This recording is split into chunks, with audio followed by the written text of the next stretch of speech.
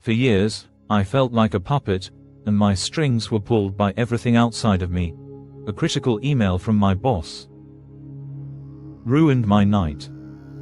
A rude comment from a stranger hijacked my whole day. Traffic made my blood boil. I was constantly on edge, convinced my peace of mind was completely at the mercy of the world. My life was just a series of frantic reactions to things I couldn't control, and honestly, I was exhausted, overwhelmed, and thought this was just how life was supposed to be. But I managed to kill all that stress, not by changing the world, but by changing one simple belief I had about it. And I'm going to show you exactly how I did it, so you can do it too. Let's be real. How much of your day is spent worrying about things you have zero power over? You worry about what your boss really thinks, whether the economy is about to tank, what that person meant by that passive-aggressive comment, or why your latest post isn't getting enough likes. For me, this wasn't just a small part of my day, it was my entire operating system. My mind was a constant battlefield of what-ifs and if-onlys. I'd replay conversations from yesterday, searching for a better comeback. I'd catastrophize events for next week, building these elaborate movies in my head of total failure and embarrassment. This mental gymnastics left me perpetually drained. I was living in a state of chronic, low-grade anxiety. My nervous system was always on high alert. I was mistaking these feelings, the tension in my shoulders, the heat in my chest, for actual, objective threats. And I tried everything modern wellness culture tells you to do. I meditated, I journaled, I did the whole gratitude thing. And look, those things helped a bit, but they felt like patching holes in a sinking ship. The leaks were still there because I hadn't solved the fundamental problem. I had given away my power. I tied my internal well-being to the chaotic, unpredictable, and frankly, indifferent world of external events. I believed, deep down, that for me to be happy, the world outside had to be happy first. And that, my friends, is a recipe for a lifetime of misery. My breaking point wasn't some big, dramatic movie scene. It was the slow, crushing weight of 1,000 tiny moments. It was the exhaustion of waking up and already feeling behind. It was the frustration of my mood being dictated by a single notification on my phone. The final straw, though, was a project at work. I had poured months of my life into it, working late, sacrificing weekends, stressing over every last detail. I did everything I could to make it perfect. And then, because of a market shift completely out of our control, the project was shelved. Indefinitely. I was devastated. Not just disappointed, I was completely shattered. All that work, all that stress, all that sacrifice, for nothing. I totally spiraled. I blamed my company, the market, my boss. For days, I was just marinating in bitterness and a sense of injustice. I was the victim of my circumstances. But right in the middle of that pity party, a different thought popped into my head. It was quiet, but it wouldn't go away. What if the problem wasn't the event itself? What if the problem was my reaction to it? What if the suffering wasn't caused by the project getting cancelled, but by my belief that its success was the only acceptable outcome? I realized I had chained my peace of mind to something I never really had control over in the first place. That was the moment I knew I had to find a different way to live. Because my current approach wasn't just working, it was breaking me. My search for a new way led me to an ancient philosophy that feels like it was custom-built for the chaos of modern life, stoicism. And right at its heart, I found that one simple belief that changed everything, the dichotomy of control. The Stoic philosopher Epictetus, who was born a slave and became a massively respected teacher, laid it out like this almost 2,000 years ago. Some things are within our power, while others are not.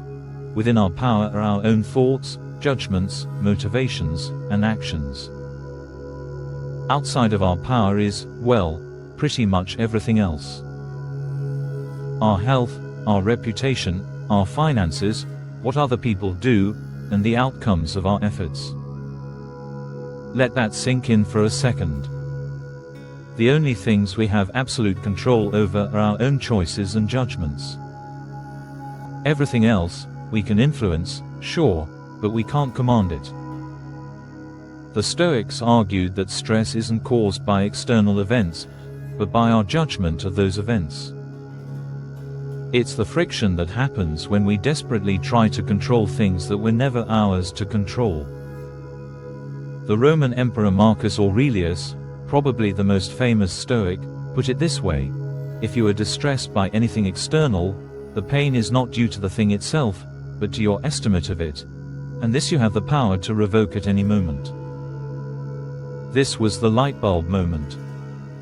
Stress wasn't something that happened to me, it was something I was creating. It was a self-inflicted wound born from a faulty belief. Anxiety was just my own perception, running wild. And if I created it, that meant I had the power to uncreate it. This isn't about being passive or emotionless. It's not about pretending you don't care. It's about a radical reallocation of your energy. Stop wasting it on the uncontrollable, and pour it all into what you can control, your own response. Think of an archer. The archer can control their training, their focus, their breathing, and the exact moment they release the arrow. But they can't control a sudden gust of wind. A Stoic archer finds satisfaction in doing their part perfectly, not in whether the arrow hits the bullseye. Their happiness is tied to their effort, controllable, not the outcome, uncontrollable. I realized I had spent my entire life stressing about the wind. Okay, so understanding this idea is one thing. Actually living it is another. It takes practice. So, I started using this dichotomy of control as a practical filter for my daily life. Whenever stress showed up, I'd stop and run it through this filter.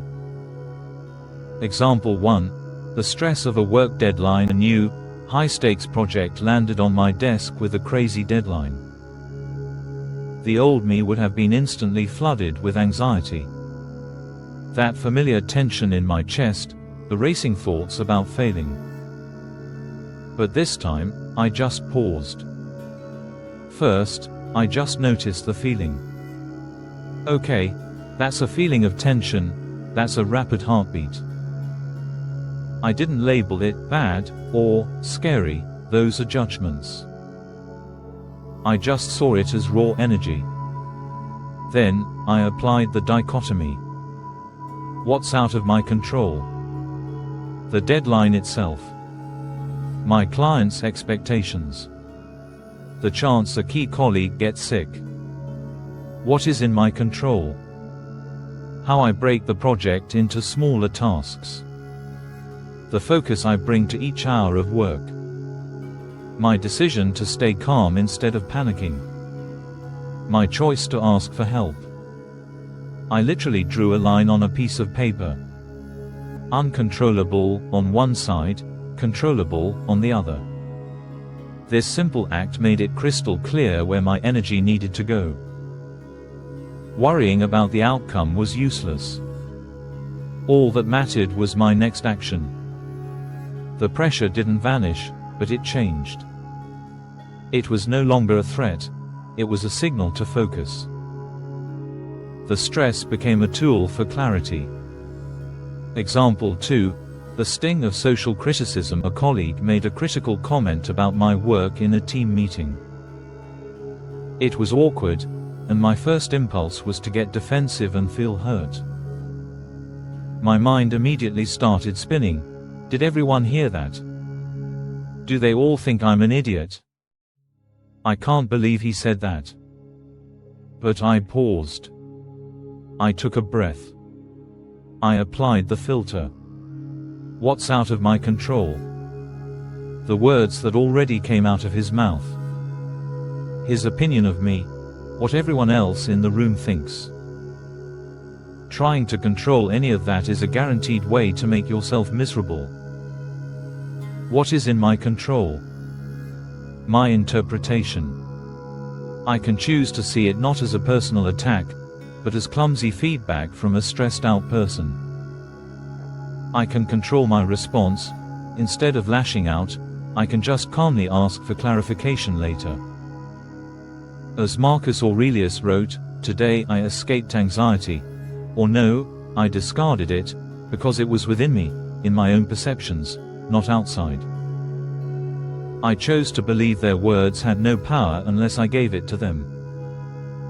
I revoked my consent to be hurt. Example 3.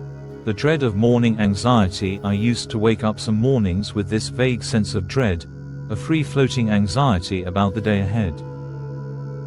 My mind would just race through my to-do list, potential problems, and conversations I didn't want to have.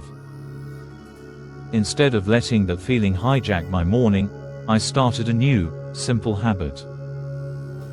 Before checking my phone, before letting the world rush in, I'd sit for just 2 minutes and set my intention based only on what I could control. I'd ask myself, what's the most important thing for me to focus on today? And, how do I want to show up, no matter what happens? My goal wasn't to have a perfect day, uncontrollable. My goal was to be focused and patient in the face of whatever the day brought, controllable. This simple shift re-anchored my mind in my own power. It trained me to stop worrying about the future and start acting in the present. Practicing this one simple belief, day after day, didn't just change how I handled stress. It rewired my entire relationship with it. The title of this video is "I Killed My Stress," but the truth is a little more nuanced. I didn't kill it in some epic battle. I dissolved it by taking away the fuel it needed to survive, my own judgment. I no longer feel like a puppet. I feel like the puppeteer of my own mind. External things still happen, deadlines still suck, people are still rude sometimes, and life is as unpredictable as ever. But those events no longer have a VIP pass to my inner peace. There's a space between what happens and how I respond, and in that space is my power. The constant, low-grade anxiety is gone. The feeling of being overwhelmed has been replaced by a quiet confidence that I can handle whatever comes my way, not because I can control the world, but because I know I can control myself. This isn't about being invincible, it's about being resilient. It's the freedom that Epictetus talked about, the freedom you find when you stop attaching your happiness to things you can't control. This isn't some complicated philosophical idea. It's a practical tool you can start using right now. So here's my challenge to you. For the next 24 hours, just try it.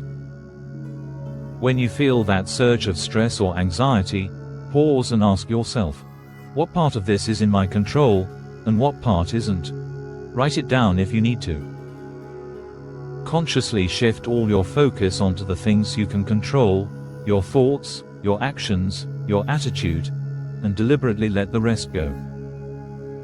If this idea of taking back your power resonates with you, do me a favor and hit like and subscribe for more practical philosophy for modern life.